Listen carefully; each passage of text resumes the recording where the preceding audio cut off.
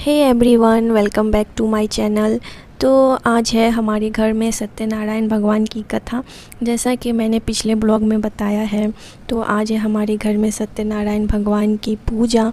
और इसीलिए मैं सुबह सुबह उठ गई थी, सुबह 5 बजे, और पूरा घर अच्छे तरह से क्लीन करके, किचन क्लीन करके मैं नहा ली थी।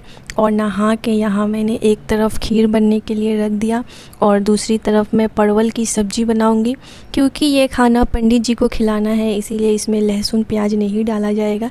बिना लहसुन प्याज की सब्ज़ी, खीर और पूरी बनाऊंगी मैंने किचन और गैस अच्छी तरह से क्लीन कर लिया था और बस मैं यहाँ पे अब सब्ज़ी बना रही हूँ।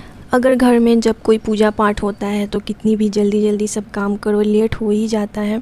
इसीलिए मैं यहाँ पे जितना जल्दी हो सके उतना जल्दी अपना हाथ चला रही हूँ, ताकि टाइम पे मेरा काम ख़त्म हो और पंडित जी खाना खा पाए। क्योंकि पूजा सुबह 7 बजे से ही शुरू है और 10 बजे तक ख़त्म हो जाएगी। इसीलिए मैं जल्दी उठ के सब कर रही हूँ। एक तरफ सब्ज़ी और एक तरफ खीर मैंने चढ़ा दिया था और फिर आ गई थी मैं पूजा करने के लिए। मैंने आद्या को भी नहला के उसे अच्छे से रेडी कर दिया था और उसकी दादी उसको लेके चली गई ऊपर पूजा में। और यहाँ मैं पूजा कर रही हूँ।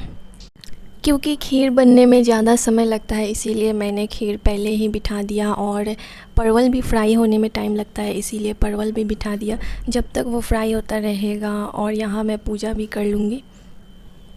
जब आपके पास छोटा बेबी हो तो आपको बहुत टाइम को मेंटेन करके काम करना पड़ता है, क्योंकि कब उन्हें भूख लगेगी, कब उन्हें सोना होगा, कुछ कह नहीं सकते, कब वो रोने लगेंगे।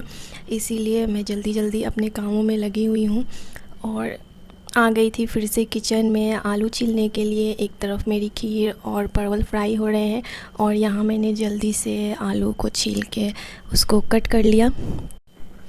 यहाँ मेरे परवल भी फ्राई हो चुके हैं, तो मैं अब इनको निकाल लूँगी। और उसके बाद इसमें जो भी, इसमें लहसुन प्याज तो डाला नहीं जाएगा, तो जो भी फ़ोरन होता है जैसे जीरा, हरी मिर्च, तेज़पत्ता, यही सब डाल के सब्ज़ी बनेगा।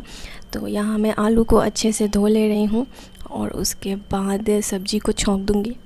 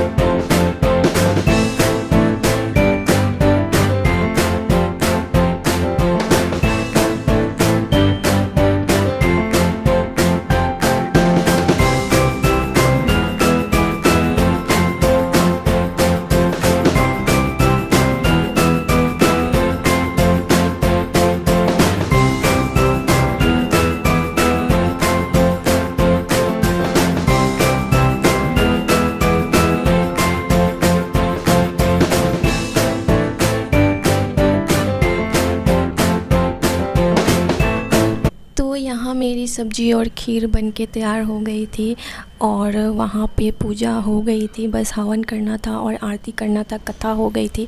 तब मैं ऊपर गई और ऊपर हवन किया, आरती होने लगी थी। तो हम लोग ऊपर घंटी लाना भूल गए थे। तब मेरी मम्मी जी ने कहा कि जाओ नीचे से घंटी लेके आओ। तो मैं नीचे चली गई और नीचे जाने के बाद बाबू मेरी रोने लगी थी, इसीलिए मैंने अपने देवर जी को कहा कि आप जाइए घंटी दे आइए। तब तक मैंने बाबू को सुला लिया और पूजा भी संपन्न हो गई। उसके बाद पंडित जी को खाना खिलाना था, तो मैं आ गई थी किचन में पूरी बनाने के लिए। और पूरी का आटा में जो जो आप डालते हैं, जैसे अजवाइन, कलौंजी, नमक और हल्का रिफाइंड डाल के जो उसे मिक्स करके फिर उसको गूँथते हैं। और गूँथने के बाद मैंने फटाफट से पूरियाँ छानी और पंडित जी को खिलाया। पंडित जी को सब्ज़ी बहुत पसंद आई थी, उन्होंने बहुत तारीफ़ भी की। मेरी मेहनत सफल हुई, सुन के बहुत अच्छा लगा। यहाँ सब ने पंडित जी को दक्षिणा दिया और उनसे आशीर्वाद लिया। कुछ देर बातचीत भी हुई। तो मेरे आज के इस ब्लॉग में बस इतना ही। मिलते हैं नेक्स्ट ब्लॉग में। चैनल को सब्सक्राइब ज़रूर कर दीजिएगा। बाय।